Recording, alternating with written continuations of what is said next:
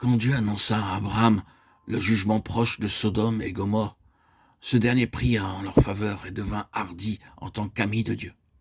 Nous aussi, nous pouvons avoir la hardiesse et la liberté d'intercéder pour d'autres et de demander grâce et miséricorde pour ceux qui se trouvent dans les ténèbres. Et c'est ainsi que nous pouvons devenir des collaborateurs de Dieu. Dieu ne s'adressa pas personnellement à Lot, mais il lui envoya ses anges pour l'avertir, parce que Abraham avait intercédé pour Lot et sa famille. Le Seigneur ne désirait nullement partager son secret avec Lot, parce que celui-ci l'avait peiné en préférant séjourner près de Sodome et de Gomorrhe.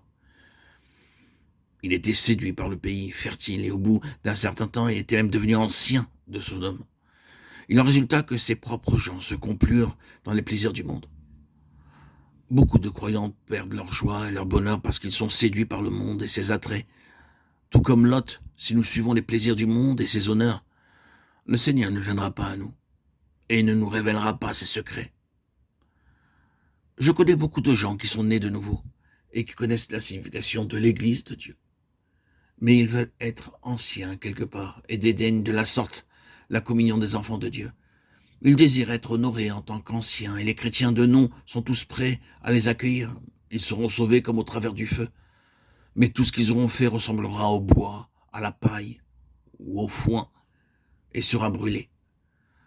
Acceptons l'avertissement de peur que les choses de ce monde nous entraînent loin des desseins de Dieu.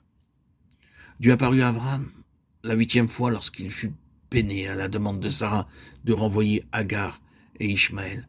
Quand Sarah vit Ishmaël se moquer d'Isaac, elle dit à Abraham, chasse cette servante et son fils, car le fils de cette servante n'héritera pas avec mon fils, avec Isaac. Genèse 21:10. À cause de son affection naturelle pour Ishmaël, Abraham fut blessé par les paroles de Sarah. Certes, celle-ci était gouvernée par le Saint-Esprit à ce moment-là, tandis qu'Abraham était dirigé par son amour, son affection à l'égard d'Ishmaël. Ceci est confirmé dans Galates 4, 22 à 25. Car il est écrit qu'Abraham eut 2 fils, un de la femme esclave et un de la femme libre. Mais celui de l'esclave naquit selon la chair et celui de la femme libre naquit en vertu de la promesse. Ces choses sont allégoriques, car ces femmes sont 2 alliances. L'une du mont Sina, enfantant pour la servitude. C'est Agar, car Agar, c'est le mont Sina en Arabie. Elle correspond à la Jérusalem actuelle, qui est dans la servitude avec ses enfants.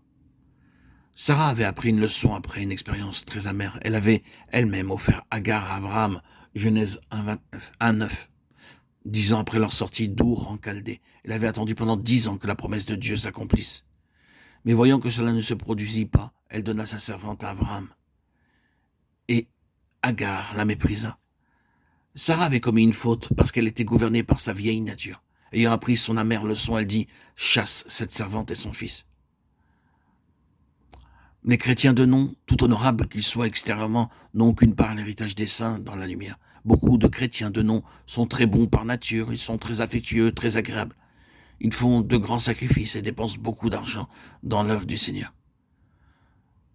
Mais il est triste de dire qu'ils ne sont pas nés de nouveau, ils font dépendre leur salut de leur propre justice, de leur œuvre.